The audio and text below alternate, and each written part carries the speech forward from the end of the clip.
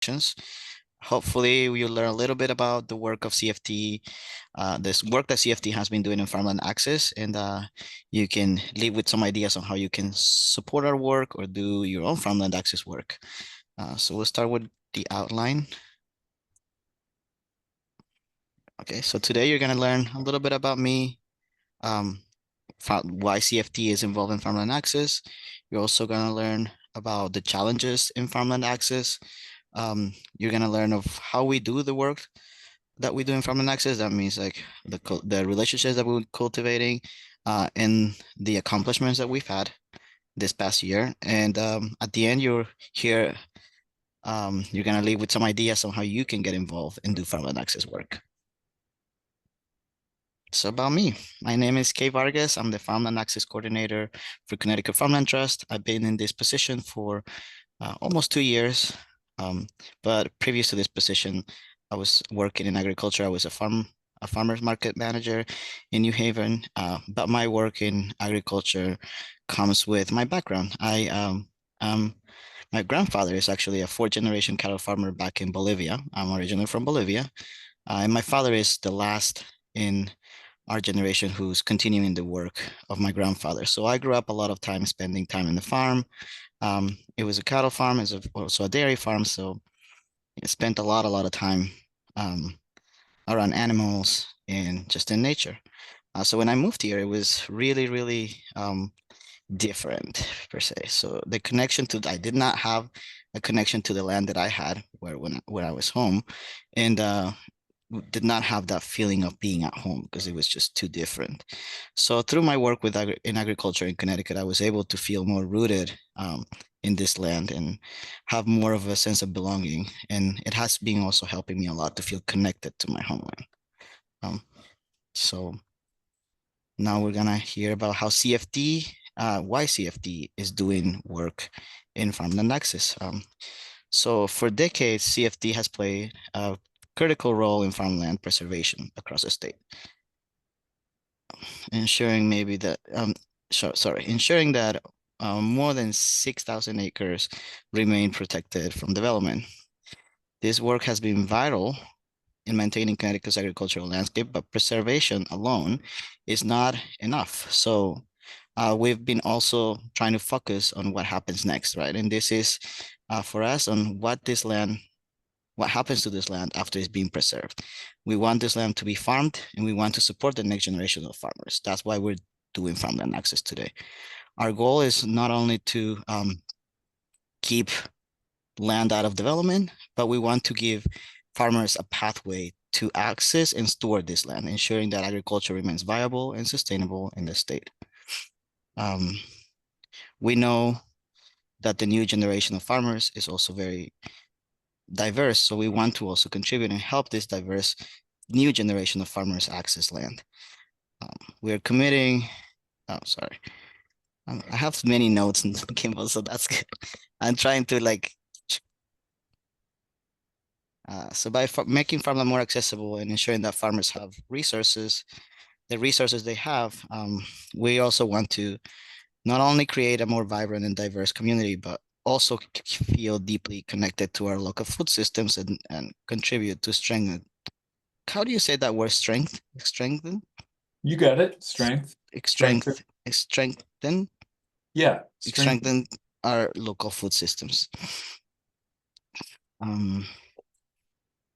What are the challenges in farmland access?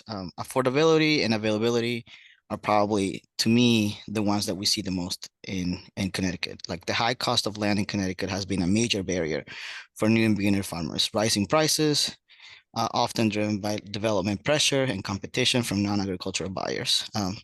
This makes it very difficult for new and beginner farmers to secure land within their financial reach.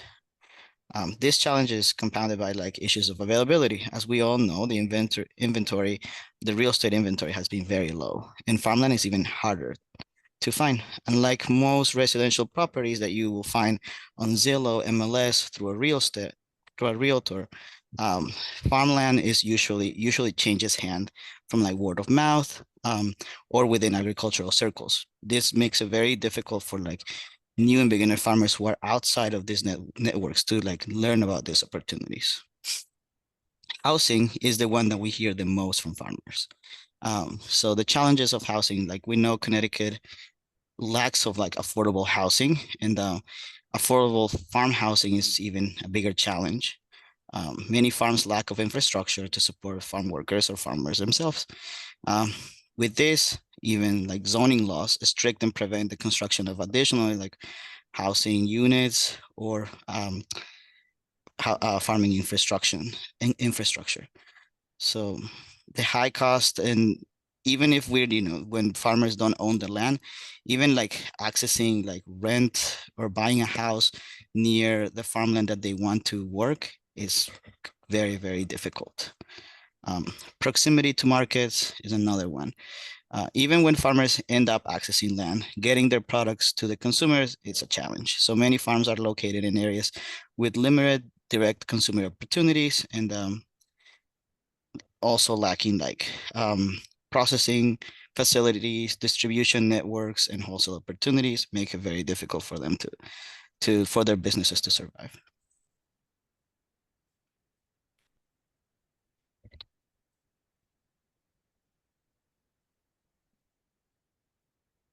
So how do we do the work that we do, and how are we approaching our farmland access work? So we have learned that we know that most um, farmland ownership is shifting nationwide. In Connecticut, Farmland Trust is committed to helping both farmers and landowners keep land in production. According to the latest National Agricultural Census, 33% of U.S. farmland, national farmland, is expected to change hands in the next 2 decades. So this is making land succession a critical issue.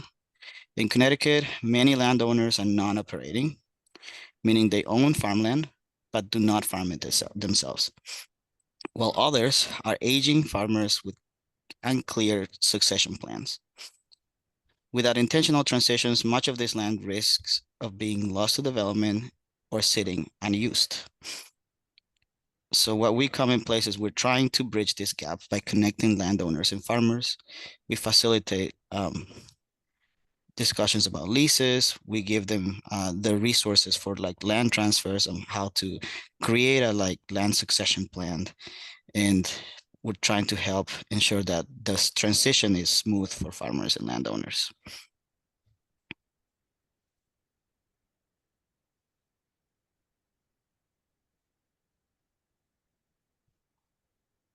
And our work in here is the foundation of our work, I will say, is the relationships we're building with farmers and landowners. Uh, One way we do this is, and I'm gonna give you a little example, is through our farm open houses.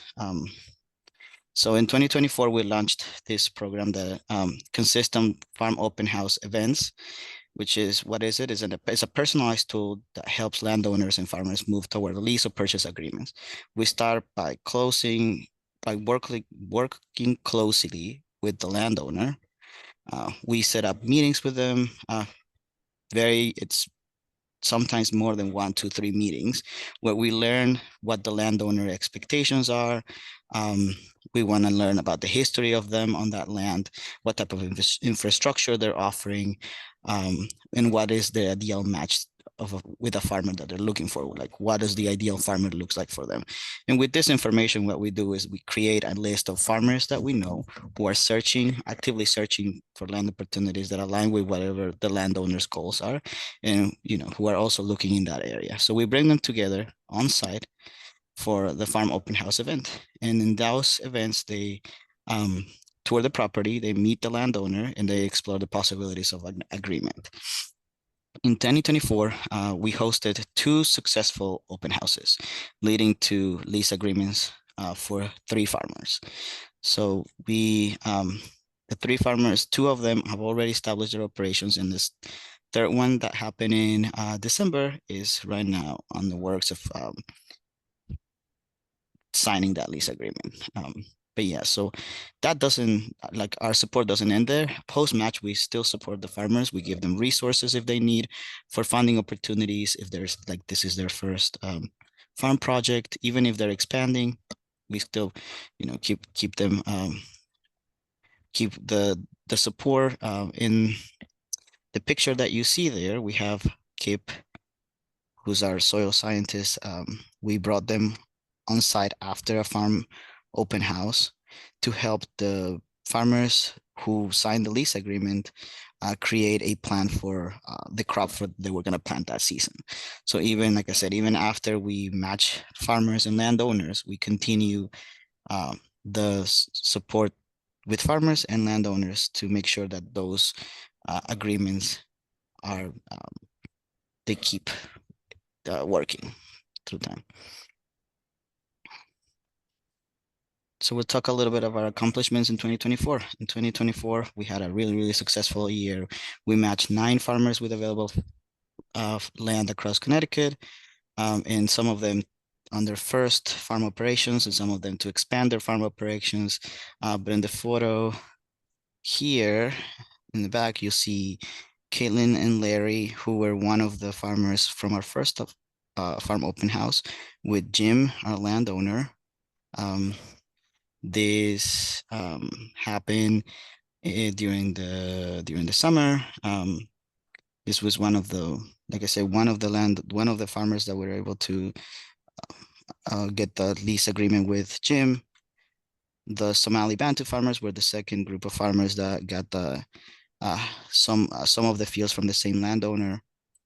Here you see Taylor. It's a flower farmer who is her first operation. She had uh, worked in flower farms in Connecticut and other farms in Hawaii, and this was her first time trying farming on her own. She had a really, really successful season. She even provided the flowers for one of our events at CFT. Um, Here you see Lucas, Dan, and it's not on the picture because I couldn't fit him, but Murray is the landowner. He's an operating landowner who had a lot of acreage. He wasn't using most of it, and he now has 2 other farmers. One being Lucas, who's next to me, standing on the green shirt. That's his first farm operation. He's been working on farms since he was 7 years old. And Dan on the bottom, he's a veteran farmer who we were able to match with land. But these are just some of them. We had 9 other farmers that we were able to match with land on 2024, and we're very, very proud of that.